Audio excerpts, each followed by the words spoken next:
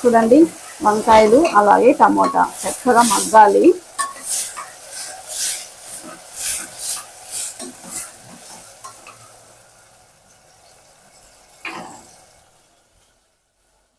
ఇలా మనం మగ్గించుకున్నప్పుడే ఇందులో మనం సాల్ట్ వేసేసుకుంటే వంకాయలు చప్పగా లేకుండా బాగుంటాయి అన్నమాట. సో ఈ సాల్ట్ని వంకాయలు బాగా పీల్చుకొని టేస్ట్ అనేది బాగుంటుంది మనం వంకాయ తింటున్నప్పుడు.